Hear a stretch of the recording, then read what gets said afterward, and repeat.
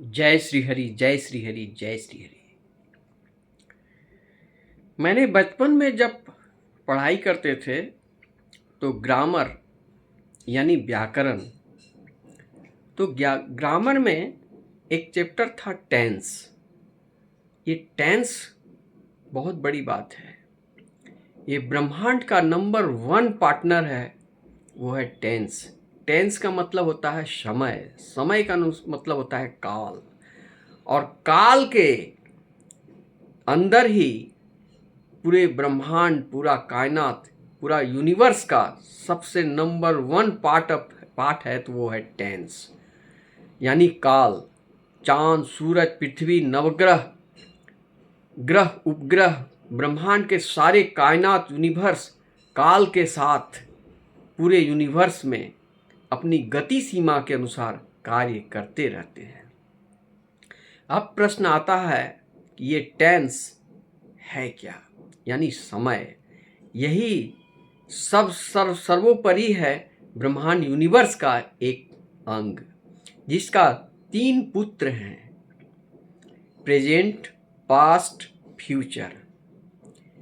यानी काल के अंदर वर्तमान काल, भूतकाल और भविष्य काल। इस 3 काल के अंदर ही पूरे ब्रह्मांड, पूरी कायनात, पूरा यूनिवर्स रन करते रहता है अपनी गति सीमा के अनुसार। तो अब प्रश्न आता है कि वर्तमान में हम जीते हैं, हम जो अभी बात कर रहे हैं ये किस में है? वर्तमान में है। इसलिए जो विज्ञ जानकार लोग रहते हैं वो भूतकाल की चिंता नहीं करते, और भूतकाल में जो बीते हैं उसको भी लेकर चलते नहीं रहते हैं, और भविष्य की भी चिंता नहीं करते हैं। वर्तमान को जी लो, जिंदगी का क्या भरोसा, आज है कल नहीं है।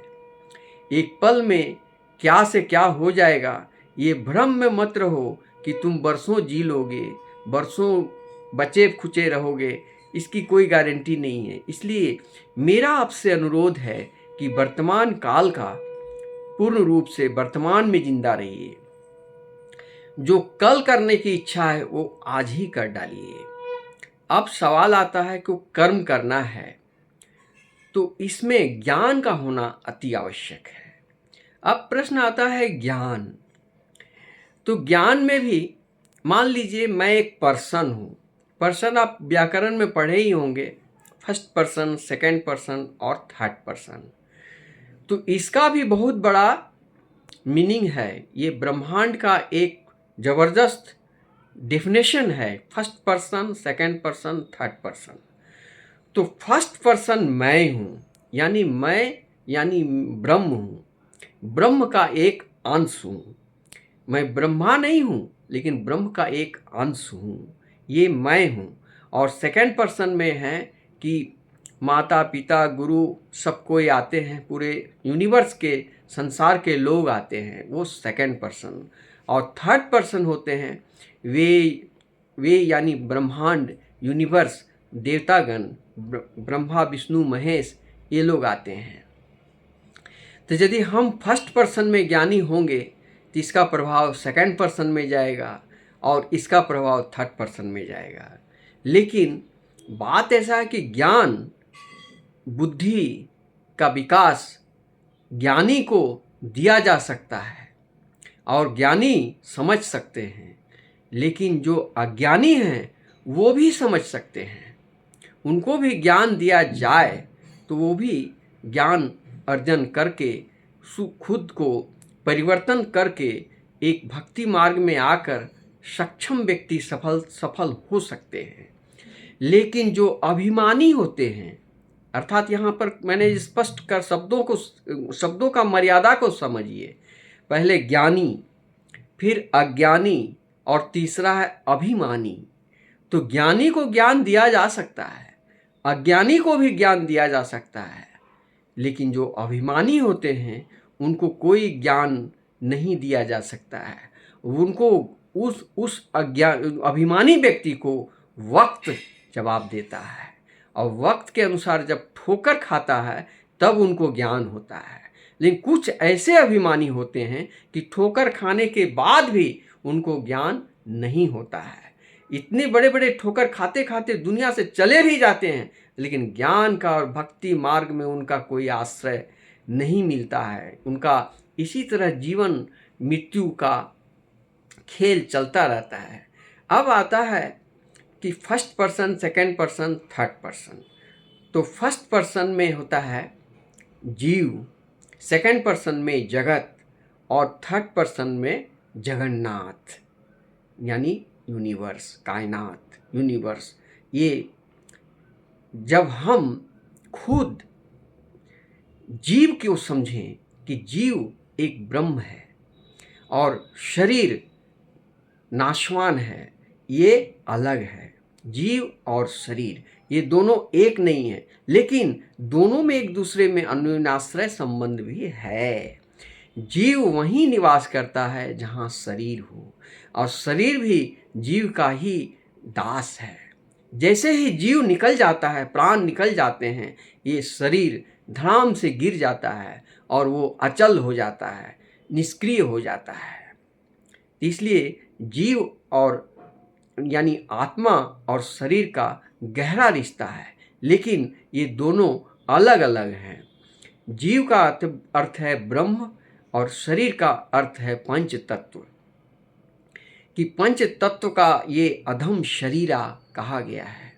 ये अधम शरीर जो है ये नाशवान है, इस पर भरोसा नहीं करना चाहिए, लेकिन शरीर की रक्षा स्वयं करना चाहिए। फर्स्ट पर्सन मैं हूँ, मैं ही खुद इस शरीर का डॉक्टर हूँ, मैं ही इस शरीर का रक्षक हूँ, मैं ही इस शरीर का भोग विलास करके आनंद भोगने वाला पर्सन यानी फर्स्ट पर्सन हूँ। सेकंड पर्सन में आता है डॉक्टर जो हमारा शरीर का इलाज करता है। थर्ड पर्सन में होता है ब्रह्मांड जिसने भाग्य लिखा है, जिसके माध्यम से हम जीते हैं। इसलिए माता पिता ने जन्म दिया, गुरु ने ज्ञान दिया, यूनिवर्स ने हमें सब कुछ दे रखा है। तो इस आनंद का परम आनंद हम वर्तमान में लेना सीखना चाहिए, और बदले में माता पिता को, गुरु को और यूनिवर्स को 3 बात अवश्य बोलना चाहिए। वो क्या? पहला, अगर हमसे जाने अनजाने कोई भूल त्रुटि हो जाए तो क्षमा मांग लेना चाहिए। नंबर 2, अगर हम उनसे किसी प्रकार का सुख प्राप्त किए हैं, जाने अनजाने में प्राप्त किए हैं, सुखी संपन्न हैं, तो उनको धन्यवाद करना चाहिए। चाहे वो माता पिता हों, गुरु हों या यूनिवर्स हो, उनको अवश्य करना चाहिए धन्यवाद। यानी thank you universe, thank you universe, thank you universe अवश्य करना चाहिए। ये ब्रह्मांड का बहुत बड़ा ये है। तो मैंने कहा कि जीव, जगत और जगन्नाथ, इन परम तत्व को जानने के लिए सर्वोत्तम ग्रंथ भागवत गीता है। आइए भागवत गीता का अनुसरण करें और अध्ययन करें और अपने आप को चिंतन करें। अच्छा, एक भक्त ने मुझसे पूछा कि पंडित जी, मुझे बहुत परेशानी है, दुख है, बाधाएं हैं, हम परेशान रहते हैं, नौकरी चली जाती है, नौकरी बार बार छूट जाती है और कर्जों में भी डूब जाते हैं, मेरा कोई बिजनेस भी नहीं चलता है, खाने के लाले भी कभी कभी पड़ जाते हैं, मैं भटकी हुई ज़िंदगी जी रहा हूँ, तो मैं तत्काल क्या करूँ?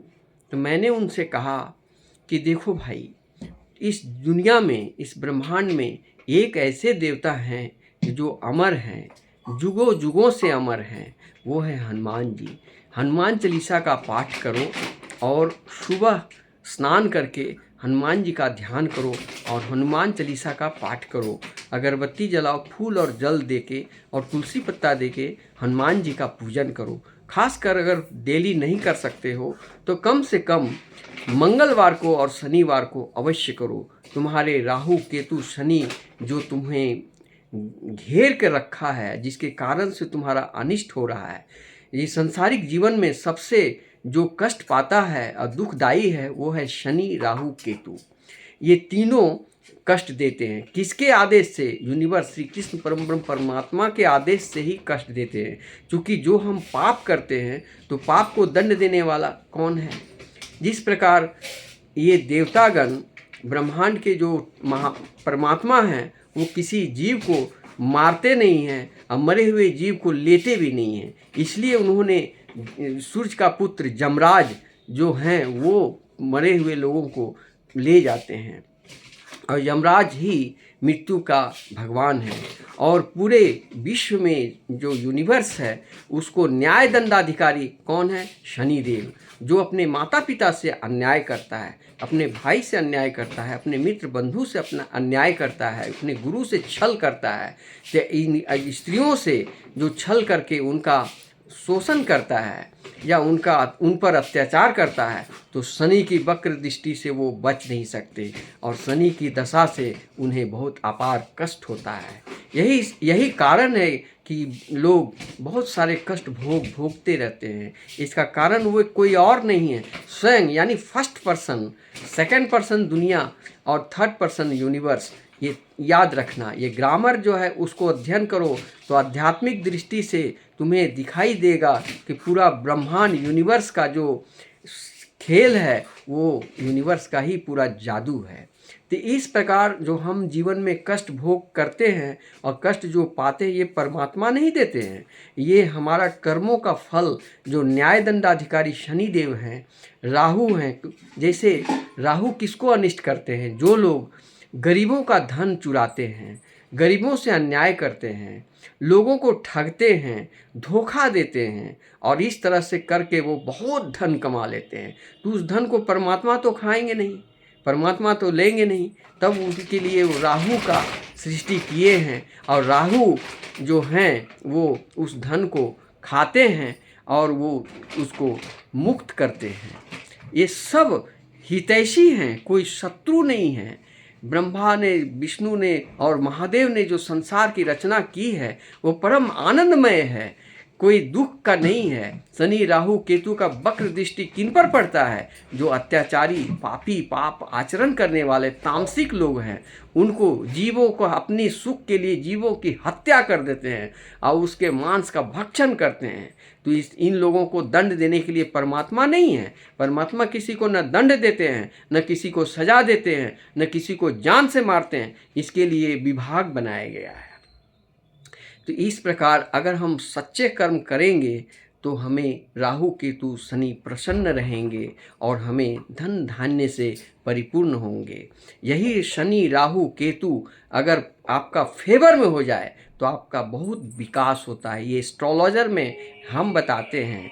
मैंने देखा है कि एस्ट्रोलॉजर लोग जब कुंडली देखते हैं, अपनी दुख की कहानी जो जब एस्ट्रोलॉजर के पास में सुनाते हो तो वो देखते हैं कि इनके राशि का क्या क्या फंक्शन चल रहा है।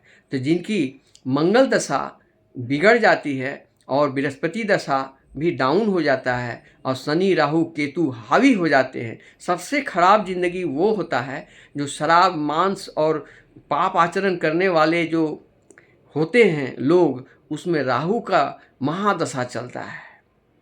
तो इस तरह से राहु का महादशा वाले लोग, जिसका राहु मस्तक में और पेट में, नाभि में यदि राहु विराजमान हो जाए तो वो व्यक्ति बड़ा भ्रष्टाचारी हो जाता है। ये आपको एस्ट्रोलॉजर लोग पूरी डिटेल्स में बताएंगे, लेकिन मैं यहाँ संक्षेप में बताना चाहता हूँ कि अगर आपको शनि राहु केतु से परेशान हो गए हैं और आपका अनिष्ट हो गया है, आपके पाप आचरण के कारण, माता पिता के साथ अन्याय करने के कारण, गुरु के साथ अन्याय करने के कारण या किसी भाई का धन भाग में दबा लेने के कारण या कोई भी पाप, ऐसे पाप जिसका माफ़ नहीं किया जा सकता, तो उसका न्याय दंडाधिकारी शनिदेव ने उनको दंडित किया है। तो इस दंडित में भोगने वाले राहु केतु से ग्रसित लोग जो पाप आचरण से पाए हैं दुख, उन दुखी लोगों के लिए एक बहुत ही सरल उपाय है। वो अपने आप को एकांत हो जाएं और एकांत होकर हनुमान चालीसा का पाठ करें और हनुमान जी को मंगलवार में तुलसी का पत्ता उन श्री चरणों में पूजन में लगाएं। और हनुमान चालीसा तो खुद एक भागवत पाठ ही है, भागवत गीता के अनुसार एक भगवत ज्ञान है जो चालीसा में जितने भी चालीसा बनाए गए हैं, सर्वोत्तम चालीसा है वो है हनुमान चालीसा। उनको पढ़ें, समझें, चिंतन करें, मनन करें। इससे आपका सभी राहु, केतु और शनि की दशा से मुक्ति पाएंगे और आपकी जीवन यापन सफल हो जाएंगे और आपका हृदय भक्ति मार्ग में आने लगेगा। जो भागवत गीता का अध्ययन जो लोग करते हैं वो क्यों करते हैं, क्या कारण है? इसके लिए यही उसका उत्तर है मेरे सनातनी भाइयों। जो भागवत कथा, भागवत गीता का अध्ययन का मूल उद्देश्य परम तत्व को जानना। अब ये परम तत्व क्या होता है? परम तत्व वो हैं जो श्री कृष्णा कॉन्शसनेस को समझते हैं। और जो भौतिकवादी दुनिया है, जिसमें मेटेरियल वर्ल्ड है, जिसे 5 तत्व से बना ये अधम शरीर है, इसी तरह संसार में बहुत सारे लोग हैं जिसमें फेक रिलेशन है, सेल्फिश लोग हैं। इन लोगों पर, इन चीज़ों पर अत्यधिक ध्यान दे दिए हैं और परमात्मा को भूल गए हैं। इसलिए ये भक्ति मार्ग में आना चाहिए। तो भक्ति मार्ग में ज्ञान है, श्रद्धा है, सत्य है, शुद्धि है, विश्वास है, ये सब है। लेकिन जो अधर्म के रास्ते हैं उसमें क्या है, मूल कारण क्या है, वो गीता के अनुसार आपको अध्ययन करना होगा। जिसमें जिस इंसान में अहंकार है, अंधकार है और अज्ञान से भरा हुआ है, वो भक्ति मार्ग में नहीं जा सकता है। तो इसके लिए इस तत्व को, इन भेदों को जानने के लिए भागवत कथा का अध्ययन आवश्यक है। हृदय में जो गंदगी है उसको साफ करने के लिए कोई पूजा पाठ, कोई गंगा स्नान करने से हृदय रूपी मन जो है, उसकी जो आईना है वो साफ नहीं हो सकते हैं। उसके लिए साफ करने के लिए इसी भगवत कथा का ज्ञान से और कथा श्रवण से वो धूल धीरे धीरे मिट जाते हैं। और उन कथाओं को श्रवण करने से ज्ञान पाने का 3 मार्ग हैं। देख कर भी लोग सीखते हैं और सुन करके भी सीखते हैं, और तीसरा आत्मज्ञान ध्यान से भी सीखते हैं। इन तीनों में से किसी भी एक को अपनाएंगे तो धीरे धीरे ये तीनों आपके अंदर आ जाएंगे और अध्यात्म वैराग्य जीवन को अपनाएंगे। जो मिथ्या है, इसके लिए कहा गया है कि संसारंग मिथ्यानांग श्री कृष्णा सत्यानांग, परमात्मा सत्यानांग। परमात्मा ही सत्य है और ये मेटेरियल वर्ल्ड, भौतिक दुनिया, ये मिथ्या है। इसलिए माया है। क्या है? माया है। और इसके बिना भी संसार चलने वाला नहीं है। ये दोनों का अनुनाश्रय संबंध है। मेटेरियल वर्ल्ड यानी भौतिकवादी और अध्यात्मवादी दोनों एक दूसरे की ज़रूरत है।